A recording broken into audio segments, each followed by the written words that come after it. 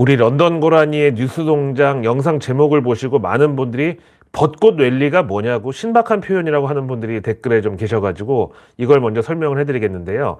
증시에서 4월에 이제 벚꽃 피는 그때를 의미를 하는데 올해는 벚꽃이 좀 일찍 피어가지고 이것도 3월에 지금 미리 나왔습니다. 이게 기원이 뭐냐면은 그놈의 마바라들, 종목팔이들, 주식 장사치들이 1년 내내 사시사철 무조건 사기만 하라는 그걸 제가 이제 패러디 했던 것 중에 하나인데요. 1월에는 연초 랠리, 2월에는 설 있으니까 떡국 랠리, 3월에는 황사 랠리, 4월에는 이제 이 벚꽃 랠리, 그리고 5월에는 가정의 달이라고 효도 랠리, 6월에는 장마철이라 이제 사람들이 밖에 잘 안 돌아다니고 또 주식을 실내에서 많이 매매한다고 그래서 또 장마 랠리, 7월에는 여름 휴가철이라고 해서 썸머 랠리, 8월 달은 8월 15일 날 광복절이라고 애국 랠리, 9월에는 추석 랠리, 10월에는 단풍 랠리, 11월에는 미국 추수감사절하고 블랙 프라이데이 있으니까 해외 직구 랠리, 그리고 12월에는 크리스마스 기대하고 산타 랠리. 아주 그냥 1년 내내 쉬지 말고 숨 쉬듯이 사기만 하라는 그걸 제가 이제 이렇게 갖다 붙인 거예요.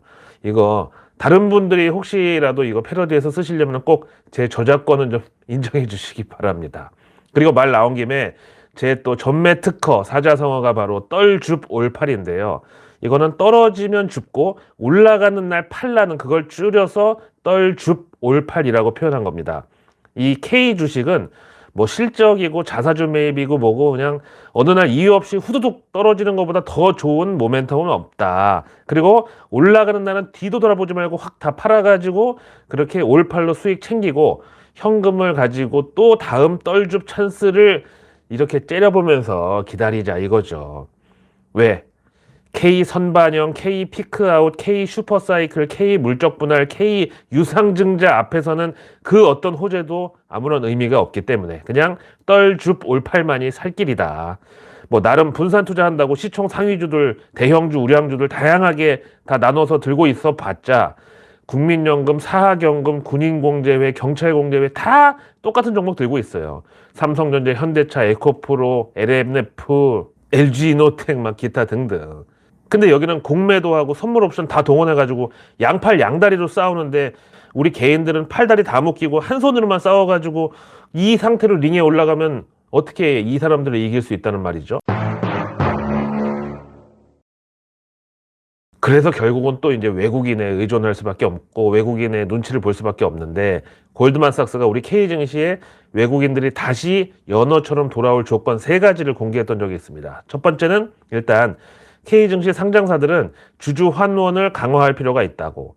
사실상 뭐 중복 상장이나 마찬가지인 물적 분할 이딴 거 좀 그만 때려치고 그 K 분신술 때문에 어지러워서 지금 한국장 못 보겠다고 외국인들이 그러잖아. 그리고 주주 환원의 일환으로 배당 수익률도 여기서 더 높여야 된다고. 근데 사실 우리 배당 수익률은 뭐 미국보다는 아직 턱없이 낮은데 그럼에도 아시아 증시 가운데서는 최근에 빠르게 증가는 하고 있는 추세여가지고 요거는 이제 골드만삭스뿐만 아니라 다른 외국계 기관들도 좀 기특하게 뭐 하여튼 그렇게 흡족하게 그렇게 본대요. 지난해 기준으로 국가별 배당 수익률 전망치 나온 거 보니까 글로벌 평균이 2.2% 증가인데 그중에서 유럽 증시가 3.5%, 신흥국이 3.2%, 그리고 일본도 2점인데 우리가 1.9% 정도 잡혔었습니다. 비록 아직도 수치는 좀 낮은 편이지만 그만큼 우리가 배당률의 상향 여지가 또 있으니까 외국인들 입장에서는 이걸 기대하고 들어오는 것도 역시 기대해 볼 수 있다는 거죠. 두 번째는 역시 K증시 외국인 비중이 2008년 서브프라임 사태 그때 수준까지 지금 떨어져 있는데 일단 여기서 달러가 다시 약세로 전환하는 거, 이 지금 조건이 중요합니다. 그 다음 세 번째는 글로벌 경제 전반적으로 인플레이션이 다시 잦아들면서 우리 기업들의 이익 성장률이 회복세로 돌아서는 것, 특히 이제 IT 쪽이요. 이거는 당장 반도체 사이클만 봐도 올해 하락 사이클 종료를 기대한다니까 뭐 조금 시간은 걸릴 수 있어도 방향성은 일단 맞다. 근데 앞에 말씀드린 골드만삭스가 제시한 K 증시 외국인들이 다시 연어처럼 돌아올 수 있는 조건 3가지 중에서 첫 번째 주주가치 재고는 뭐 사실상 장기 과제고요. 다음 달러 약세, 이거는 이미 지금 약간 지금 기미가 나타나고 있고, 세 번째 요거는 이제 인플레이션 오래 잡을 수 있는 조건이다 이렇게 볼 수 있습니다. 근데 지금까지 K증시 역사를 봤을 때 아주 예외적인 경우가 있었는데, 그러니까 달러도 강세였고 국내 기업들의 밸류에이션, 즉 주가의 저평가 매력도 그다지 좋지 않았는데도 불구하고 외국인들이 한국 주식에 막 배고픈 사람이 허겁지겁 밥 먹듯이 달려들어가지고 막 그 비중을 막 채우던 때가 있었습니다. 그게 바로 언제였냐면은 그 중국 모멘텀, 중국 경기 회복 기대감으로 화학, 철강, 화장품 같은 차이나 익스포저 업황이 우리 K증시 끌고 갔던 바로 그 시기였다고요. 근데 사실 이것도 그 올 초에 리오프닝 기대감 너무 일찍부터 갖다 써먹어가지고 지금은 동력이 좀 많이 소진이 됐죠. 자, 어쨌든 어제 내일 뉴스 미리 보기에서 현재 월가는 연준이 이르면, 아니 그냥 이르다는 표현 가지고는 약하고 거의 내 손에 장을 지지겠다는 그 정도로 당장 7월 달에 연준 FOMC에서 금리 인하가 나올 것이라는 전망이 대세가 되고 있다고 전해드렸었는데요. 페드워치상 이 확률이 80%가 넘어갔으니까 뭐 대세라고 할 만하죠.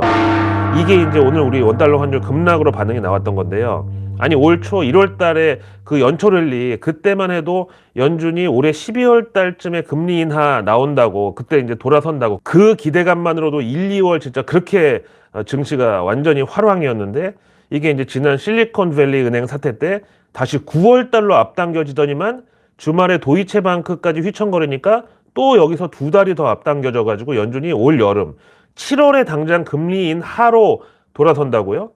아니 그렇게 정말 한 1년 반 만에 다시 긴축해서 완화 기조로 연준이 그렇게 돌아간다는 이런 상황이니까 달러 가치가 어떻게 안 떨어지고 100일 것이며 환율이 어떻게 성할 수가 있겠습니까? 물론 원달러 환율은 오늘 1,300원 깨고 순식간에 정말 그 수직 하락을 했다가 5장 들어가지고 월말 롱스탑 물량 때문에 약간 좀 소문자 V자 정도 이렇게 좀 꿈틀하고 다시 1,300원대 턱걸이를 하고 끝났죠. 근데 지금 거의 3월 말이니까 앞으로 3개월 뒤에 금리 인하다 이 정도면 지금 증시에 엄청난 호재인데 근데 오늘 우리 K증시의 반응은 이렇게 좀 다시 좀 돈 냄새가 솔솔 풍기는 이런 상황에 대해서 약간 좀 반신반의하면서도 경계감이 깔리는 그런 분위기였습니다. 지금 이제 연준 파월 의장하고 연준 임원들은 지금 이 상황에서 도대체 어떤 생각을 하고 있을지 대충 이제 짐작이 가는데 막 부들부들 떨고 있겠지. 자기들의 패배를 인정하고 싶지는 않고 근데 시장에서는 이미 자기들을 개무시하는 상황이 이어지고 있고 근데 제롬 파월 연준 의장은 바로 지난주 FOMC 때까지만 해도 올해 2023년에는 연준 금리 인하 코빼기도 안 보일 거라고 그렇게 정말 확언을 했는데 현재 월가의 예상은 완전히 딴판이란 말이죠. 그럼 연준에서는 올해 금리 인하 가능성이 없다고 얘기를 했는데도 불구하고 만약에 이번 금요일에 나오는 PCE 그 개인 소비 지출 그 인플레이션하고 그다음 이제 3월 CPI 소비자 물가 지수 그거 다시 추가로 더 하락하면은 이제 금리 인하 시나리오도 다시 연초로 돌아가 가지고 당시에는 올해 12월에 금리 인하 기대였던 걸 이렇게 연초 예상보다 6개월이 앞당겨진 이 시나리오를 만약에 월가 유동성 중독자들이 채택을 한다고 하면은 과연 연준에서는 이거를 어떻게 때려잡고 뜯어 말리고 이거를 냉각수를 퍼부어 가지고 정신을 차리고 이걸 시킬 것인가. 거의 경기가 죽든지 아니면 연준이 죽든지 둘 중에 하나 정말 죽어야지 그렇게 금리 인하로 뒤집어질 것 같은데 연준이 과연 죽을 수가 있나요? 일단 어떤 애가 소화 비만이 너무 심해가지고 지금 그 부모가 야, 얘 이러다가 정말 어른 되기도 전에 성인병으로 큰일 난다. 이러기 전에 얼른 살을 빼줘야 되겠다. 그래서 런닝머신에다 강제로 갖다 올려놓고 막 잡아 돌려 막 운동시키고. 근데 밥은 이제 평소에 애가 좋아하던 피자, 돈까스 이런 거 절대 다 끊어버리고 무조건 야채하고 풀만 줘. 근데 문제는 자꾸 중간에 할아버지가 와가지고 아이고 우리 손자 고생한다 어쩐다면서 소세지랑 핫바 이런 걸 막 먹여줘. 그 할아버지가 바로 할아버지 조자 써가지고 조 바이든이야. 그러니까 이 어린이는 지금 상황이 살도 안 빠지고 그런데 계속 그 정크푸드 먹이면서 운동은 고강도로 시키니까 점점 체질이 막 산성화되고 막 천식 이런 거 생기고 지금 이상하게 안 좋은 쪽으로 변하고 있단 말이야. 근데 지금 이 어린이가 좀 전에 헬스 트레이너한테 살짝 얘기를 들었는데 너 이제 곧 러닝머신 멈춰주고 엄마가 다시 피자, 돈가스 이런 거 너 사준대. 그러니까 조금만 더 버티라고. 이 얘기를 듣고 이제 여기서부터 동상이몽으로 서로 갈라지는 거야.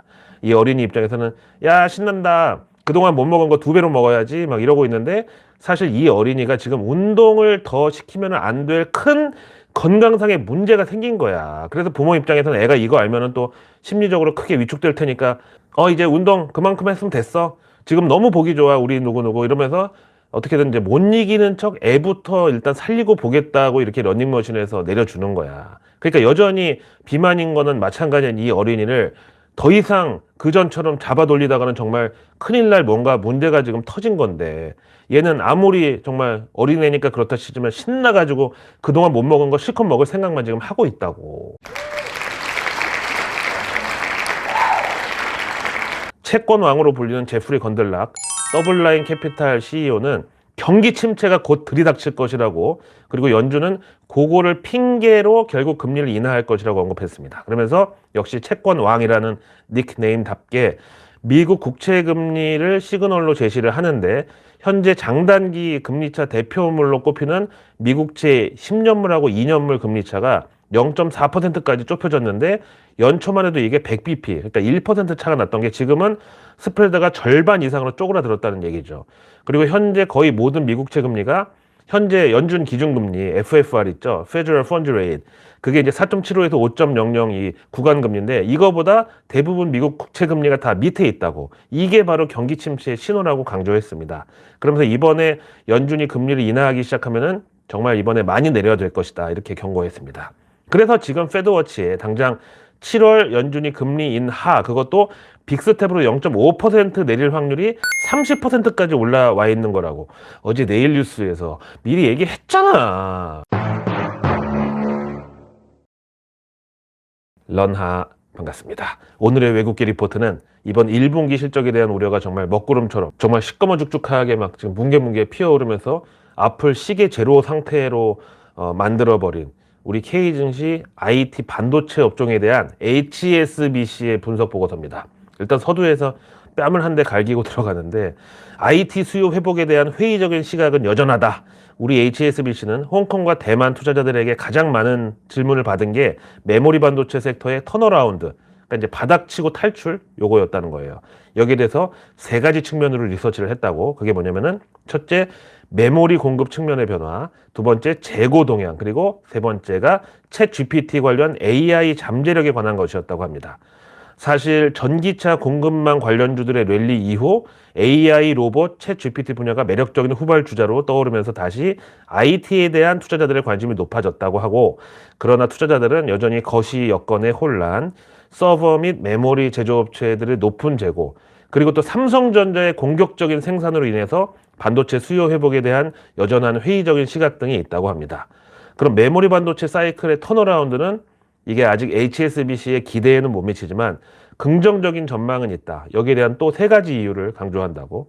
여기 뭐 이렇게 세 가지 그 3을 좋아하는지 모르겠는데, 하여튼 삼성전자의 감산을 포함한 메모리 제조업체들의 추가적인 설비 투자 축소 및 감산, 두 번째, AI 인공지능 서버 수요를 촉발하는 챗 GPT 시장의 성장, 세 번째, 잠재적인 중국으로의 장비 수출 제한이 2024년부터 디램 및 낸드 생산량을 압박할 수 있으며 이는 가격 전망에 긍정적으로 작용할 수 있다는 점. 이렇게 세 가지가 이제 긍정적인 전망에 대한 근거입니다. 그러면서 일단 메모리 업체들이 손실이 지금 계속 심화됨에 따라 2023년 한국 반도체 설비 투자 감소액은 전년 대비 44%가 감소한 28조 원을 기록할 것이고, SK 하이닉스하고 마이크론 있죠. 여기 이제 미국 마이크론이 내일 밤에 실적 나오는데요. 이런 이제 미국 업체들의 감산 폭은 현재 10에서 20%, 이게 향후 한 2에서 30%까지 확대될 전망이라고 합니다.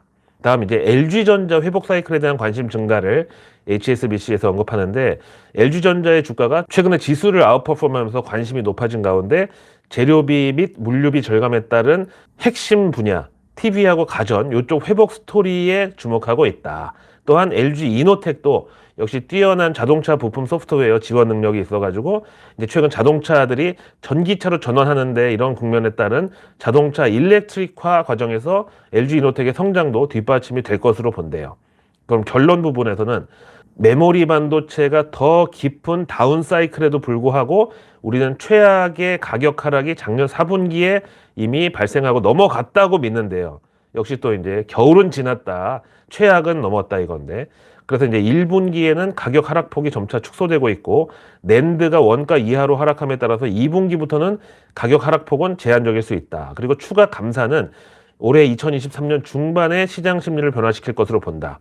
그 다음에 가격 안정화는 메모리 퓨어 업체인 SK 하이닉스에 더 유리할 것으로 본대요.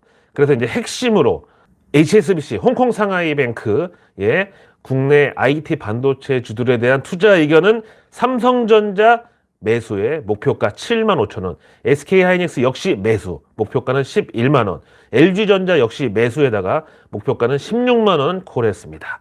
그래서 내일 뉴스는 내일 보면 너무 늦습니다. 구독과 알림 설정만으로 우리 런던 고라니의 뉴스농장 가족이 되실 수 있습니다. 그럼 제가 매일 저녁 아직 나오지 않은 오늘 뉴스도 아닌 내일의 뉴스를 여러분들의 안방으로 직접 배달 갑니다. 자, 내일은 3월 28일 화요일. 이제 3월장도 내일로서 4거래일 딱 남겨두게 됩니다. 먼저 정부 일정 보시죠.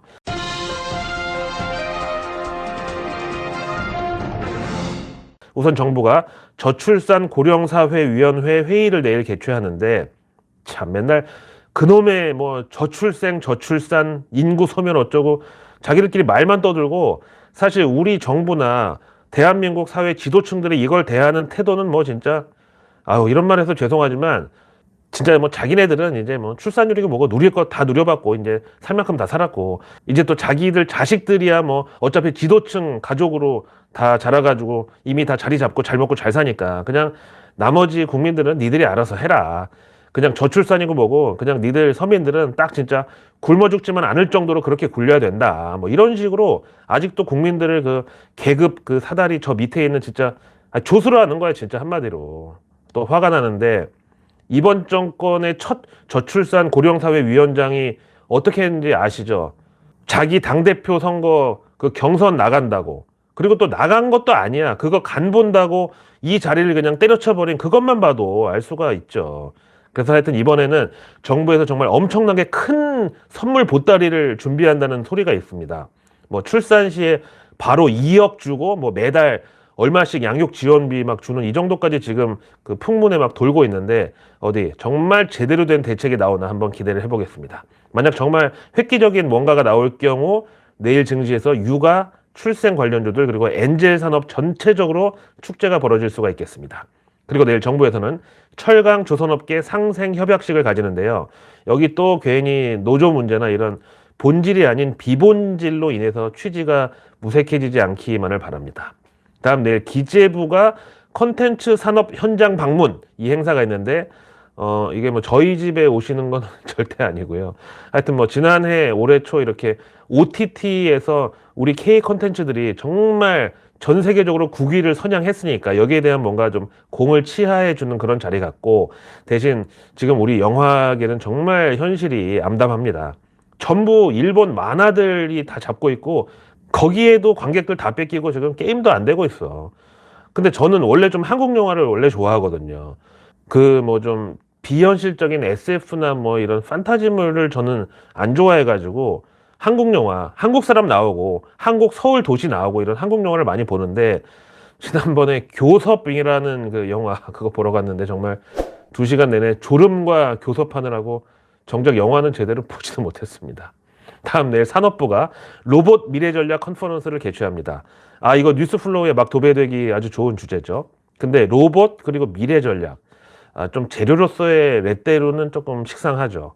다음 내일의 이벤트로는 중국에서 그 스위스 다보스 포럼의 위상에 도전하는 보아오 포럼이 개최되는데, 지금 여기 우리 삼성전자 이재용 회장부터 애플의 팀쿡 CEO까지 전 세계에 하여튼 영향력 있는 기업인들 다 모여 있습니다. 증시에서 관련주는 글쎄요. 아무래도 전 세계 좀 리더들이 뭔가 폼나는 얘기를 하면서 자기들 뭐 기업들 돈 벌어먹는데 괜히 그 불리한 얘기는 안 꺼낼 거니까, 탄소 포집 지구 온난화 이런 얘기 좀 괜히 멋부리면서 이런 게 뉴스에서도 조금 전 세계 리더들의 어떤 그 가치관은 이제 정말 ESG다 이런 식으로 얘기를 할 것 같죠. 근데 ESG 중에서 그 G 거버넌스, 이게 우리말로 지배구조인데 이쪽은 뭐 중국이나 미국이나 한국 기업인들이나 전부 할 말이 없을 테니까 그냥 넘어가겠고. 다음 내일 미국에서는 3월 컨퍼런스 보드의 소비자 신뢰지수가 나오는데요. 여기도 이제 항목별로 보면은 향후 기대 인플레이션 이게 있으니까, 마침 이번 주 금요일 날 PCE 그 개인 소비 지출 인플레 항목도 공개가 되니까요. 이걸 좀 주의 깊게 예고편격으로 볼 필요가 있겠고, 다음 미국 증시에서는 앞에 말씀드린 SK하이닉스의 적이자 동지인 메모리 반도체 제조사 마이크론의 실적이 발표됩니다. 여기서 핵심은 뭐 이미 지난 그 과거지사로 그때 얼마 벌었고 뭐 이게 아니라 올해 실적 전망 가이던스 이게 핵심입니다. 이어서 내일 증시 일정은 하나 27호 스펙 그리고 IBKS 제22호 스펙이 이틀 일정으로 내일부터 청약 들어가고요. 다음 위메이드 플레이가 애니팡 매치 서비스를 내일 화요일부터 런칭합니다. 애니팡은 정말 저 같은 깨알못들 게임을 잘 모르는 사람들한테도 진짜 추억의 게임인데 애니팡 매치요. 한번 기대를 해보죠. 자, 오늘 하루도 고생 많으셨고요. 저는 내일의 내일 뉴스를 또 들고 다시 찾아뵙겠습니다. 고맙습니다.